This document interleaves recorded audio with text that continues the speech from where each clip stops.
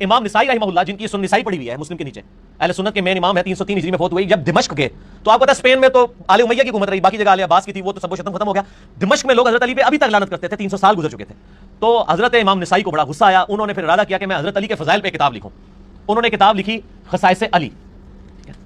خصائص علی، 194 احادیث صرف مولا علی کی شان میں بیان کی۔ اور انہوں نے جب درس شروع کیا تو وہاں پہ لوگ ناسبی بیٹھے تھے، ناسبی ہوتے ہیں جو حضرت علی سے بغض رکھتے ہیں۔ انہوں نے کہا جی حضرت معاویہ کی شان میں بھی کوئی حدیث بیان کریں، تو انہوں نے پہلے میرے لیے گل کی تھی کہ یار میری زبان بند رہنے دو۔ انہوں نے کہا نہیں بتائیں، پھر کہا کہ مجھے تو معاویہ کے بارے میں صرف ایک صحیح حدیث پتا ہے جو صحیح مسلم کے اندر موجود ہے کہ خدا اس کا پیٹ نہ بھرے۔ اب یہ پورا ٹاپک ہے، صحیح مسلم میں حدیث ہے کہ نبی اسلام نے ان کے بارے میں یہ بات کی تھی، تو ان کا یہ حدیث ہی ہے، بس یہ بات کی تو ناسبی ان پہ ٹوٹ پڑے، ان کو اتنا مارا، ان کی شرمگاہ کے اوپر بھی ضربیں لگائی، حتیٰ کہ وہ قریب المرگ ہو گئے۔ تو انہوں نے وصیت کی کہ مجھے اسی حالت میں مکے لے جاؤ۔ مکے لے گئے، اور ان کو ان کی خواہش تھی کہ اہل بیت کے گھر تھے نا مکے میں جہاں پہ، انہوں نے کہا مجھے وہاں پہ دفن کرنا، اہل بیت کے لیے شہید ہوئے، اور ان کی لاش وہاں پہ پھر دفن کی گئی۔ اپنے کالے کرتوت چھپانے کے لیے امام نسائی رحمہ اللہ کی طرف منسوب ایک واقعہ جس کی کوئی صحیح سند موجود نہیں ہے اس کو لوگوں میں پھیلا رہا ہے، صرف معاویہ رضی اللہ تعالیٰ عنہ کا بغض لوگوں کے دلوں میں بھرنے کے لیے، اور یہ بتانے کے لیے کہ امام نسائی رحمہ اللہ بھی اس چیز کے قائل تھے کہ معاویہ رضی اللہ تعالیٰ عنہ کی کوئی فضیلت نہیں،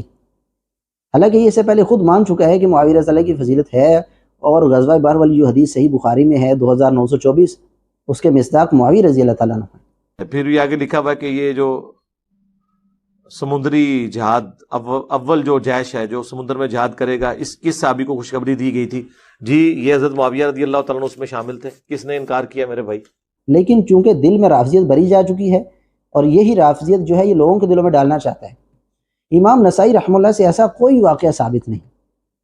اب ہم آپ کو اس واقعہ کی حقیقت بتاتے ہیں کہ امام حاکم رحمہ اللہ نے معرفت و علوم الحدیث کے اندر بیان کیا کہ محمد بن اسحاق اصبہانی نے مجھے بیان کیا کہ میں نے اپنے بعض مشائخ سے سنا، اب مشائخ سے، اپنے بعض بزرگوں سے سنا، اپنے بڑوں سے سنا جن کا کوئی ذکر نہیں کہ وہ کون ہے بیان کرنے والے۔ اگر مرزا کی زبان میں کہیں کہ میں نے اپنے بعض مشائخ سے سنا، یہ اردو اور عربی آپ دونوں اسکین دیکھ سکتے ہیں، اپنے بعض مشائخ سے سنا، تو مرزا کی زبان میں یہ بنا کہ اپنے بعض بابوں سے سنا۔ جو امت کے متفقہ طور پر محدثین جن کی حدیث کی کتابیں ہیں، امام بخاری اور مسلم، امام احمد رحمہ اللہ وغیرہ، ان کو انجینئر ان کے فہم حدیث کو اور ان کے اقوال کو یہ کہہ کر رد کر دیتا ہے کہ بابے شیعی کوئی نہیں، اور جو معلوم ہی نہیں سند کے اندر بابے ہیں کون، جن کا عطا پتہ ہی نہیں کہ وہ بابے کون ہیں اس واقعہ کو بیان کرنے والے، یذکرون، کچھ بابے اس واقعہ کو ذکر کیا کرتے تھے، اس کو اس نے دلیل بنا لیا۔ اور اصول حدیث میں یہ بات علم حدیث کا ادنیٰ سا طالب علم بھی جانتا ہے کہ جب سند کے اندر لکھا ہو فلاں نے بیان کیا،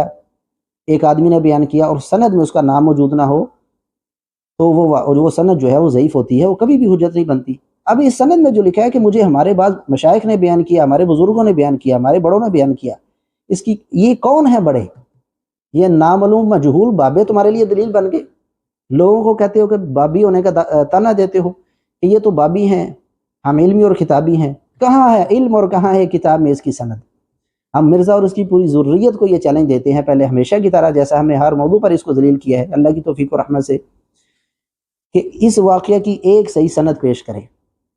امام حاکم رحمہ اللہ کی کتاب میں جو سند تھی اس کا حال تو ہم نے آپ کے سامنے رکھ دیا کہ سند میں لکھا ہے کہ ہمارے بعض بزرگوں نے بیان کیا، ہمارے بعض مشائخ نے بیان کیا، وہ کون ہے کچھ عطا پتہ نہیں، تو لہٰذا مجہول لوگوں کی بات کیسے دلیل بن سکتی ہے؟ یہ سارے مل کر قیامت کی صبح تک اس کی کوئی ایک صحیح سند پیش نہیں کر سکتے۔ أنا لست شيعيا أسب صحابة أو ناصبيا ضد آل محمد،